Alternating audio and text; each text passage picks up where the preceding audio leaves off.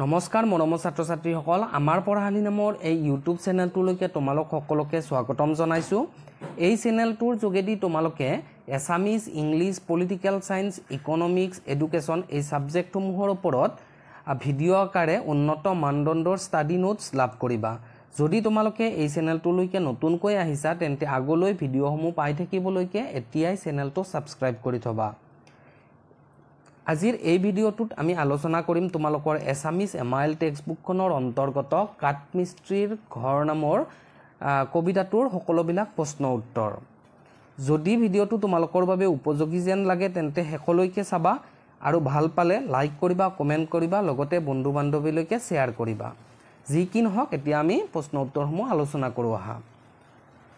ক নম্বৰত তোমালোকক অতি চমু প্ৰশ্ন দিয়া আছে। তাৰ 1 নম্বৰ যেটো প্ৰশ্ন হেতু হৈছে যে কাঠমিস্ত্ৰীৰ ঘৰ কবিতাটো কিমান চনত ৰচিত। উত্তৰটো তোমালোকে লিখি দিবা। কাঠমিস্ত্ৰীৰ ঘৰ কবিতাটো 1939 চনত ৰচিত। এতিয়া আমি 2 নম্বৰ প্ৰশ্নটো চাইছো। 2 নম্বৰ প্ৰশ্নটোত তোমালোকক দিয়া আছে যে কবি ধীৰেন্দ্ৰনাথ দত্তৰ এখন কবিতা পুথিৰ নাম লিখা। উত্তৰটো লিখিবা যে তোমালোকে কবি ধীৰেন্দ্ৰনাথ দত্তৰ এখন কবিতা পুথিৰ নাম হ'ল অভিযান। এই পাঠটোত যথেষ্ট সংখ্যক তোমালোকৰ প্ৰশ্ন উত্তৰ আছে, গতিকে আমি অলপমান মই বুজাই নিদিও, কেৱল প্ৰশ্ন উত্তৰবিলাক পঢ়ি দিছো। ঠিক আছে, এতিয়া আমি 3 নম্বৰ প্ৰশ্নটো চাইছো। 3 নম্বৰ প্ৰশ্নটোত তোমালোকক কি সুধিছে যে কবিতাটিত প্ৰবাল দ্বীপৰ সিংহৰ দৰে বুলি কিহৰ কথা কোৱা হৈছে। উত্তৰটোত তোমালোকে লিখিবা যে কবিতাটিত প্ৰবাল দ্বীপৰ শৃংগৰ দৰে বুলি কাঠমিস্ত্ৰীসকলে নিজ বাহুৰ কৰ্মৰে বনোৱা নানা ধৰণৰ নৱ ৰূপান্বিত আচবাবৰ কথা কোৱা হৈছে। ঠিক আছে, এতিয়া আমি 4 নম্বৰ প্ৰশ্নটো চাইছো। 4 নম্বৰ প্ৰশ্নটোত কি সুধিছে তোমালোকক কবিতাটিত উল্লেখ থকা বিশ্বশিল্পী কোন।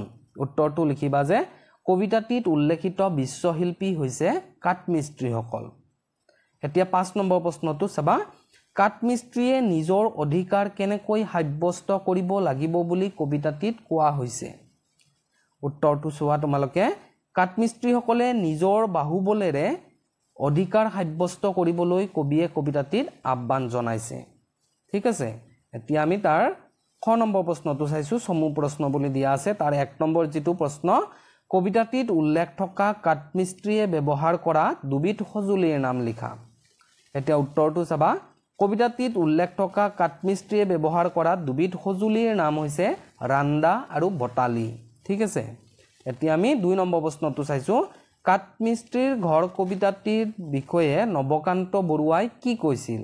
উত্তৰটো চাবা তোমালোকে কাঠমিস্ত্ৰীৰ ঘৰ কবিতাটিৰ বিষয়ে নৱকান্ত বৰুৱাই উল্লেখ কৰিছে যে যদিহে তেখেতক কোনোবাই 10টা শ্ৰেষ্ঠ অসমীয়া কবিতাৰ নাম সোধে তেন্তে তাৰ ভিতৰত এটা হ'ব কাঠমিস্ত্ৰীৰ ঘৰ। এইখিনি কথা কৈছিলে, তোমালোকে এইখিনি লিখি দিবা। ঠিক আছে, এতিয়া 3 নম্বৰ প্ৰশ্নটো চাইছো। 3 নম্বৰ প্ৰশ্নটোত কাঠমিস্ত্ৰীয়ে সজা কেইবিধমান আচবাবৰ নাম লিখা। উত্তৰটো চাবা। কাঠমিস্ত্ৰীয়ে সজা কেইবিধমান আচবাবৰ নাম হৈছে টেবুল, চেয়াৰ, আলনা, ড্ৰয়াৰ, আলমাৰি আদি। ঠিক আছে, এতিয়া আমি নেক্সট কুৱেশ্যনটো চাইছো। 4 নম্বৰ প্ৰশ্নটোত কি সুধিছে কবিয়ে কাৰ বাবে কাম কৰে বুলি কবিতাটিত কোৱা হৈছে। এতিয়া উত্তৰটো চোৱা তোমালোকে কবিতাটিত কাঠমিস্ত্ৰীসকলক বিশ্বশিল্পী আখ্যা দিয়া হৈছে।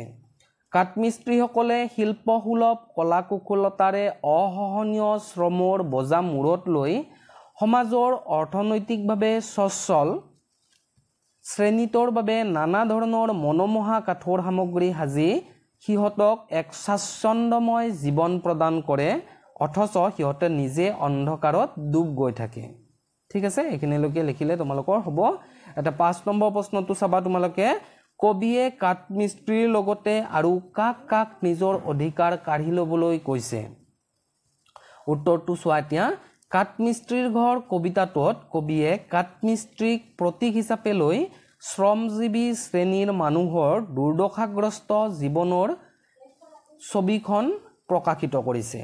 অসহনীয় শ্ৰমৰ বজা শৰীৰত লৈ শ্ৰমিক শ্ৰেণীয়ে আধ্যবন্ত শ্ৰেণীৰ মানুহৰ বিলাসিতাৰ সুবিধা কৰি দিয়ে, যদিও শ্ৰমৰ প্ৰকৃত প্ৰতিপাদন শ্ৰমিকসকলে নাপায়। সেয়েহে কবিয়ে কাঠমিস্ত্ৰীৰ লগতে কহাৰ, কমাৰ আদি সকলো শ্ৰমিক শ্ৰেণীৰ লোকসকলক নিজ বাহুবলেৰে অধিকাৰ সাব্যস্ত কৰিবলৈ আহ্বান জনাইছে।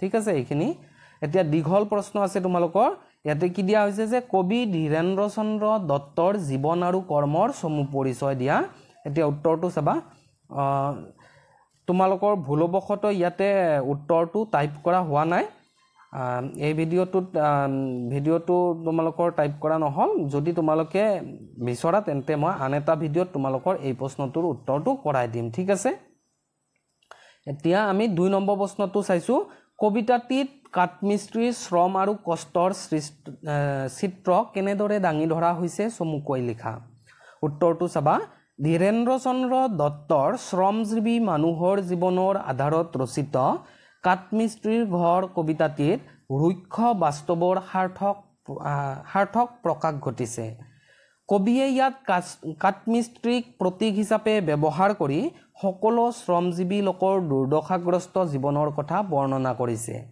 কাঠমিস্ত্ৰীসকলৰ জীৱন অতি শ্ৰমদায়ক দুবাহুৰ অসীম পৰিশ্ৰমেৰে কপালৰ ঘাম মাটিত পেলাই কাঠমিস্ত্ৰীয়ে প্ৰতিনিধিত্ব কৰা এই শ্ৰমজীৱী শ্ৰেণীটোৱে অৰ্থনৈতিকভাৱে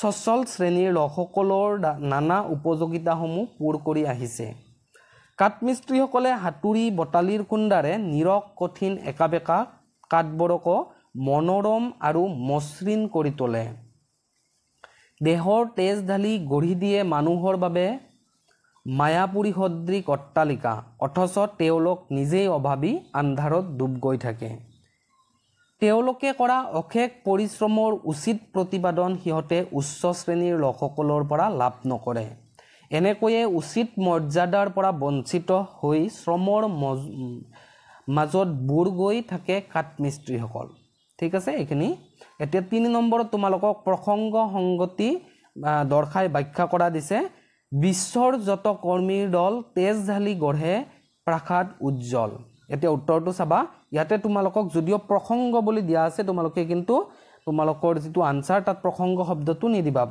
ডাইৰেক্ট লিখিবা তোমালোকে ইয়াতে দিবা যে উক্ত কবিতা কি আমাৰ পাঠ্যপুথি সাহিত্য সৌৰভৰ অন্তৰ্গত কবি ধীৰেন্দ্ৰ চন্দ্ৰ দত্তৰ ৰচিত কাঠমিস্ত্ৰীৰ ঘৰ কবিতাটিৰ পৰা তুলি অনা হৈছে উক্ত কবিতাফাঁকিৰ জৰিয়তে কবিয়ে সমাজৰ শ্ৰমজীৱী লোকৰ কঠোৰ পৰিশ্ৰম আৰু তাৰ ফলত আদ্যবন্ত শ্ৰেণীৰ জীৱনৰ বিলাসিতাৰ ছবি প্ৰতিফলিত কৰাৰ প্ৰয়াস কৰিছে কাঠমিস্ত্ৰীয়ে প্ৰতিনিধিত্ব কৰা শ্ৰমিক শ্ৰেণীৰ কহাৰ কমাৰ আদি সকলো শ্ৰমজীৱী লোকে অসহনীয় শ্ৰমৰ বোজা শৰীৰত লৈ সমাজৰ অৰ্থনৈতিকভাৱে সচ্ছল শ্ৰেণীটোৰ বাবে নানা ধৰণৰ মনোমোহা সামগ্ৰী সাজি দিয়ে দেহৰ তেজ ঢালি গঢ়ি তোলে ৰাজপ্ৰাসাদ বুলি লিখিবা ৰাজপ্ৰাসাদ সদৃশ অট্টালিকাবোৰ য'ত আদ্যবন্ত শ্ৰেণীটোৱে বিলাসিতাৰে জীৱন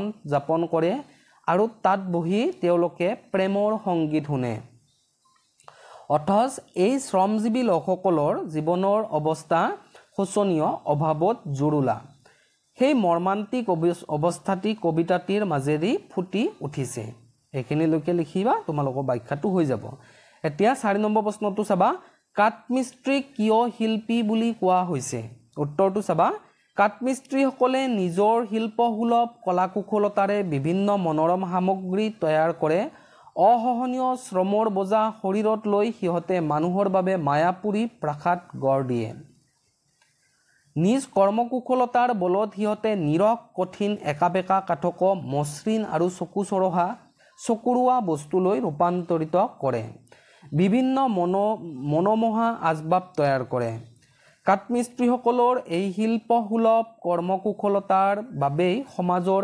আদ্যবন্ত লোকসকলে বিলাসী জীৱন কটাব পাৰিছে সেয়ে কবিয়ে কাঠমিস্ত্ৰীসকলক বিশ্বশিল্পী বুলি কৈছে ঠিক আছে এতিয়া এটো কমপ্লিট হৈছে এতিয়া 5 নম্বৰ প্ৰশ্নটো চাবা কাঠমিস্ত্ৰীকে ধৰি শ্ৰমজীৱীসকলে কেনেদৰে নিজৰ অধিকাৰ সাব্যস্ত কৰিব লাগিব বুলি কবিতাটিত কোৱা হৈছে উত্তৰটো এতিয়া চাবা কাঠমিস্ত্ৰীৰ ঘৰ কবিতাটিত কবিয়ে কাঠমিস্ত্ৰীক প্ৰতীক হিচাপে লৈ শ্ৰমজীৱী শ্ৰেণীৰ মানুহৰ দুৰ্দশাগ্ৰস্ত জীৱনৰ ছবিখন প্ৰতিফলিত কৰিছে অসহনীয় শ্ৰমৰ বোজা শৰীৰত লৈ শ্ৰমিক শ্ৰেণীটোৱে আদ্যবন্ত শ্ৰেণীৰ লোকসকলৰ বাবে বিলাসিতাৰ সুবিধা কৰি দিয়ে বিলাসী অট্টালিকা আচবাব আদি নানান মনোৰম সামগ্ৰী সৃষ্টি কৰি ধনী শ্ৰেণীতক এক স্বাচ্ছন্দ্যময় জীৱন কটোৱাত সহায় কৰে কিন্তু কঠোৰ পৰিশ্ৰমৰ বিনিময়ত কাঠমিস্ত্ৰীসকলে